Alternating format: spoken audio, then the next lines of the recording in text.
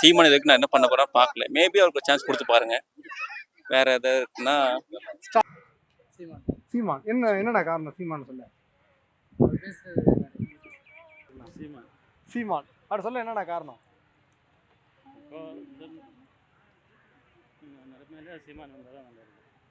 But எப்படி பாக்குறீங்க அவரோட வளர்ச்சி எப்படி பாக்குறீங்க? பட் நல்லா இருக்கு. மக்கள் மத்தியில இப்ப ஆதரவு குறைஞ்சிட்டு அப்படின்னு சொல்றாங்க.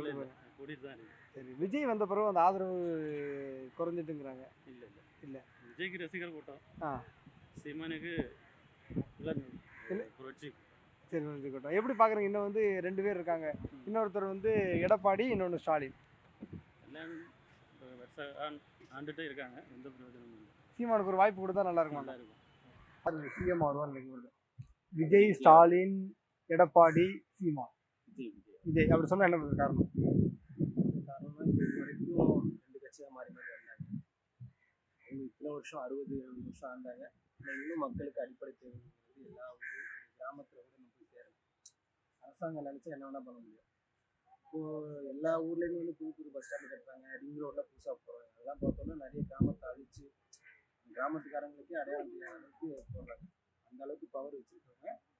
எல்லா கிராமத்துக்கும் அடிப்படை தேவைகளை போய் சேர்க்கலாம். ஆனால் 70 வருஷம் வந்துட்டு எதுவுமே சேர்க்கல. இப்போ இந்த கோபம் வந்துட்டு எல்லா மக்களுக்கு பொதுமக்கள் எல்லாருமே ஒரு கோபம் இருக்குது. நான் வந்தால் இதான் பண்ணணும் அப்படின்னு. இப்போ நம்மளால அந்த அளவுக்கு போக முடியாது. அப்படிங்கிறப்போ நம்மள ஒருத்தராக தான் அவரை நாங்கள் அதனால அவர் வந்து ஏற்கனவே மாற்றத்தை தர வந்திருக்காருங்க. நான் இதுக்கு முன்னாடி 2 தடவை வந்து சீமானுக்கு சட்டமன்ற தேர்தல், அப்போ ஒரு பாராளுமன்ற தேர்தல். ஏன்னா அந்த 2 கட்சி இல்லாமல் புதுசாக அடுத்தது யாருன்னு பார்க்குறப்போ சீமான் அவர்களை பார்த்தோம். இப்போ வந்துட்டு விஜய் வந்திருக்கிறதுனால நான் உடனே விஜய் வந்தோன்னே நான் விஜய்க்கு உடனே நான் போகல. நான் வந்துட்டு விஜய்க்குலாம் தேவையில்லாத வேலை நான் ஆரம்பிச்சேன். அதுக்கப்புறம் சீமானுடைய பேச்சுக்கள் வந்து எப்படி இருந்துச்சுன்னா, ஆரம்பத்தில் அவரை ஆதரிச்சாரு. போக போக என்னன்னா இவரை ரொம்ப மோசமாக பேச ஆரம்பிச்சிட்டாரு. ஏன் இதுக்குன்னே தெரியல. நமக்கு வந்துட்டு இப்போ ஆளுங்கட்சின்னா மற்ற எதிர்கட்சிகள்லாம் அவங்களுடைய குறைகளை சொல்லி நம்ம வந்து என்ன பண்ணணுங்கிறது தான் பேசணும். அரசியல் நான் வந்து என்ன பண்ணணுங்கிறது விஜய் பேசணும். ஆனால் அவங்க வந்துட்டு இப்போ அந்த கட்சி வந்துட்டு இன்னும் வந்துட்டு அங்கீகாரமே பெறாத கட்சி அதை ஆரம்பிச்சிருக்காங்க. அந்த கட்சி இவங்க ஃபுல்லாக இப்படி இறங்கி விமர்சிக்கிறதுக்கு என்ன காரணம் தெரியல. அதனால அதை அவர் பர்சனலாக பண்ணுறாரு. அவருடைய ஓட்டுகள் தெரியறதுனால பர்சனலாக பண்ணுறாருங்கிற மாதிரி பார்க்குறேன். இப்போ அடுத்தடுத்து அவருடைய பேச்சுகள் சரியில்லை. தளபதி அவர்கள் அடுத்தடுத்து ஒவ்வொரு தடவையும் இம்ப்ரூவ்மெண்ட் தான் இருக்குது. சீமான் அவர்கள் ஒவ்வொரு தடவையும் கீழே தான் போயிருக்காரு. ஸ்டாலின் அவரை பற்றி எனக்கு அவர் மேலே பெரிய கோவம் இருக்குது. எல்லா ஊர்லேயும் சரி, நிறைய இடங்கள்ல வந்துட்டு என்னன்னா எனக்கு கோவம் அவர் மேலே இந்த அரசியல் மேலே என்ன சொல்ல ஸ்டாலின். சரி, எப்படி பாக்குறீங்க? இப்ப வந்து ஆப்போசிட்டா மாற்றம் கொடுக்கணும்னு விஜய் வந்திருக்காரு, சீமான் இருக்காங்க, எதிர்கட்சியா எடப்பாடி இருக்காரு. இது 3 பத்தி உங்களுக்கு கருத்து என்ன? எனக்கு பிடிச்சது வந்து பெஸ்ட் இப்போ உள்ள இங்க பாத்தீங்கன்னா எல்லா இன்ஃபுளுசர் பாத்தீங்கன்னா பெஸ்ட் டிஎம்கே தான். வேற கம்பேர் பண்ண முடியாது மேக்ஸிமம் எனக்கு தெரிஞ்சு. சரி, ஆனா இப்ப வந்து விஜய் வந்து நான் புதுசா வந்து இது பண்ண போறேன் அப்படின்னு சொல்லியிருக்காரு. எப்படி பாக்குறீங்க? வரட்டும், ட்ரை பண்ணட்டும். நான் ஜெயிக்கிறது டிஎம்கே தான் கன்ஃபார்ம் தெரிஞ்சு போச்சு. நல்லா பண்ணிருக்காங்க, நல்லா பண்ணிருக்காங்க. சென்னை நல்லா பண்ணிருக்காங்க. ஆப்ஷனே கிடையாது. இல்ல வேணாம் ப்ரோ, தேங்க்ஸ். இப்போ பாருங்க, ஆசர் வைக்கிற மாதிரி திரும்ப கேளுங்க. அதுல பாடுறாங்க. ஆமா, 2026ல யார் சிஎம் வந்தா நல்லா இருக்கும்? விஜய், ஸ்டாலின், எடப்பாடி, சீமான்.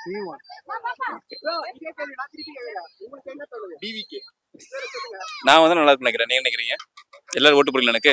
சரி, நீங்க என்ன கொள்கை வச்சிருக்கீங்க? என்ன பண்ண போறீங்க மக்களுக்கு? உங்களுக்கு என்ன தேவைப்படுது சொல்லுங்க, எல்லாமே பண்ணிடலாம். உங்களுக்கு என்ன தேவைப்படுது? யாரோட அலையன்ஸ் பண்ணா யாரோட வைப்பீங்க? என் வைஃப் கூட வச்சுக்கலாம்.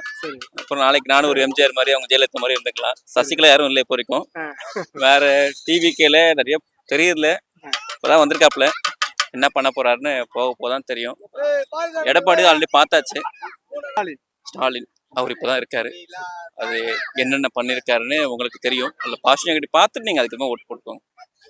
வரவங்களுக்கு சான்ஸ் கொடுக்கலாம், தப்பு இல்லை. விஜய்க்கு கொடுக்கறது சான்ஸுக்கு இருக்கு.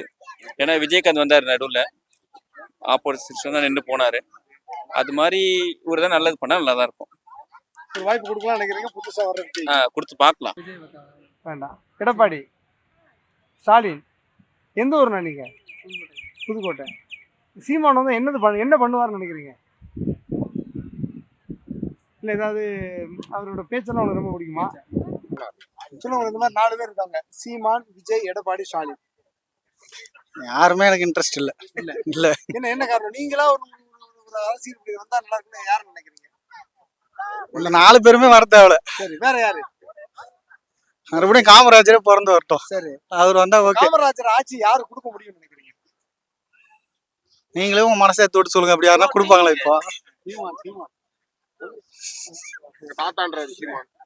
சீமானு சீமான் எங்க தாத்தாங்கிறாரு, விஜய் வந்து எங்க கொள்கை தலைவருங்கிறாரு. எனக்கு யாரு மேலே இன்ட்ரெஸ்ட் இல்லை ப்ரோ. இல்ல யாரா ஒருவேளை விஜயகாந்த் இருந்திருந்தா அவருக்கு தான் போட்டிருப்பேன். அவரை தவிர யாருக்கு, அவருக்கு ஃபர்ஸ்ட் ஓட்டே அவருக்கு தான் போட்டேன். இப்போ யாரு மேலேயும் அவ்வளோ விருப்பம் இல்லை.